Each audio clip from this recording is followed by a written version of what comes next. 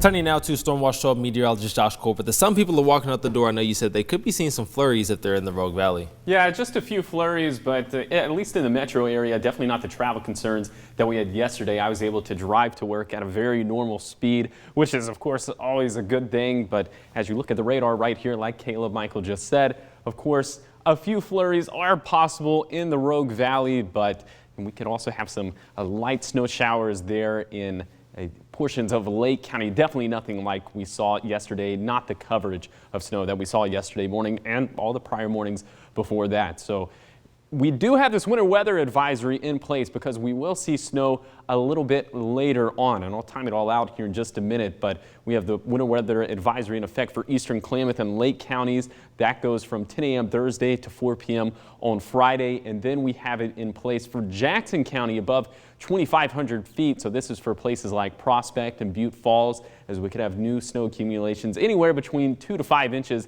This goes from 10 this morning to 10 in the morning on Friday. So we'll time everything out. Of course, Stormcast is picking up on some of the snow that's in Lake County right now. But here comes that next system sweeping in down from the north.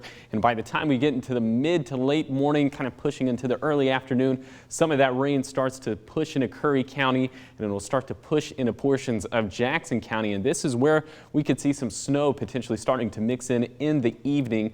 And we'll have another little burst of snow by the time we get into midnight and into the overnight hours. And then as we head into Friday, Friday is looking a little less active until the evening. That's when we could have yet another little burst of snow here in the Rogue Valley, then of course in portions of the east side. But I think most of this clears out by the time the ball drops there at midnight. And so as we look at some of these snow levels today, they're going to rise up to 2,500 feet, but quickly drop down to 1,000 feet. So that's why we are expecting some snow within the Rogue Valley. And then for tomorrow, the same thing will apply. So as we look at some of those Stormcast snowfall totals, Siskiyou County really is going to avoid most of the action. I think most of it happens on the east side in the Cascades and in the west side valleys, but even in the east side, it's looking pretty lackluster as far as snow totals go. Chemult, it's looking a little beefier, between 2 to 3 inches, but here's where it gets interesting, the Cascades. The latest model runs have gotten a lot more aggressive with some of the snow accumulations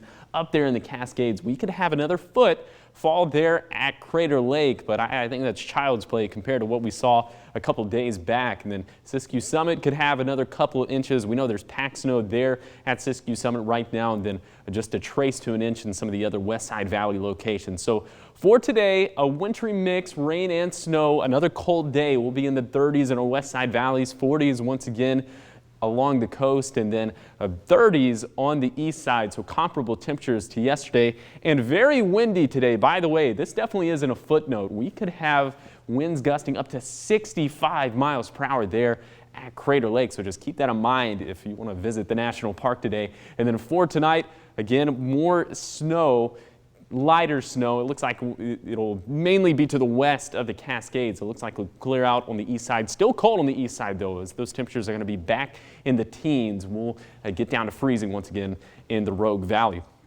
So as we look ahead to next week, we have that potent storm system, but kind of sandwiched in between the snow chances today and that storm system next week.